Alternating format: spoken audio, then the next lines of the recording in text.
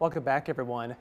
Here in Texas, there is no shortage of discussion when it comes to the growing number of data centers and the impact they are having here in our state. This week, an announcement came about another group forming to work toward addressing concerns about these facilities, specifically in Hays County. Joining us now to talk through what she hopes to do with that is State Representative Erin Zwiener. She is a Democrat from Driftwood. Representative, welcome, and thank you for being on our show today. Thank you so much for having me. This is such an interesting conversation because so many people are talking about this, but you formed what you're calling a working group on this issue in Hays County. How often are you hearing from people in your district about data centers, and what are they telling you about that? You know, for myself and my colleagues across the state, we are hearing about data centers almost constantly. Folks are talking about them in Hays County, in Hood County, in Van Zant, in El Paso. This is an issue for Texans across the state. Okay, so explain what kinds of concerns you'd now like to examine for your area using this working group and why that's important. Yeah, so to me, some of the most important issues are always water and then local authority, the ability of our communities to have a voice in how the area around them grows and changes. Hays County has been the tip of the iceberg for a lot of these issues because we are the second fastest growing county in the nation. So we felt the challenges of transportation, of public safety, and again, most importantly, water. What this group is going to do is look for solutions, either tools that we have available at the local level with the various entities involved, or if we don't have the tools we need, we're going to put together some policy proposals to take to the legislature. You're leading right into my next question about what the goal of this is. Is it to come out with maybe a list of policies that you can go to the legislature next year during the regular session to introduce?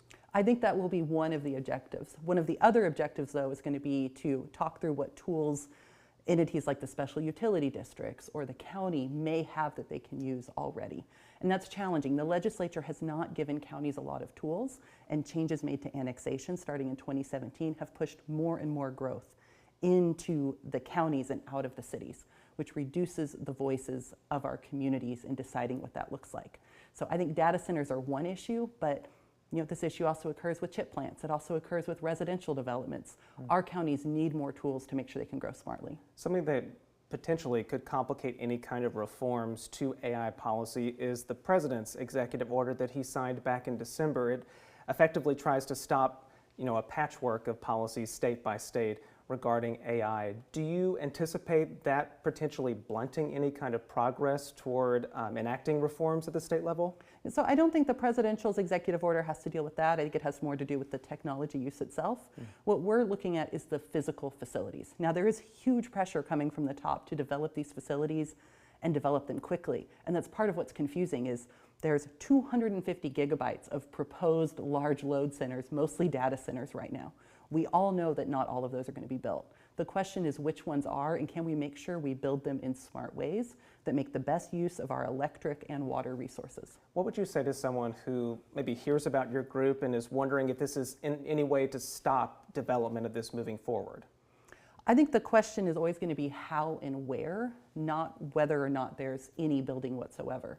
What concerns me about seeing Hays County and the I-35 corridor south of Austin becoming such a focus is it's already an area that doesn't have enough water. And a large data center could use up to 500,000 gallons of water a day. We don't have that to give. We're already seeing water issues across the state, so we should be locating these in areas that have the resources they need to support them. I want to talk about the membership of your working group. So you've shared a list of the first round of people invited to be a part of the working group.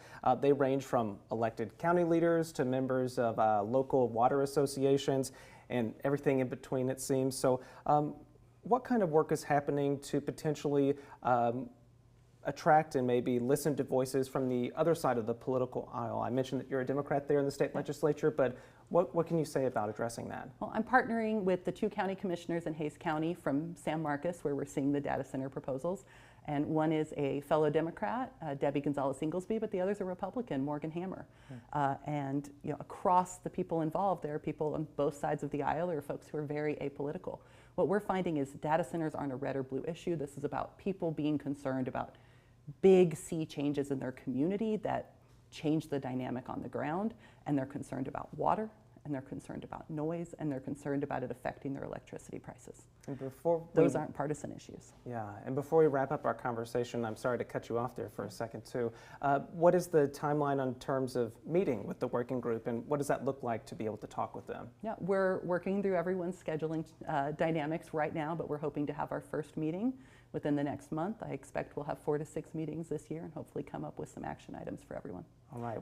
We will have to follow up on this conversation another time once all that happens. So State Representative Erin Zwiener, thank you again for taking the time and talking to us today. Thank you so much for having me.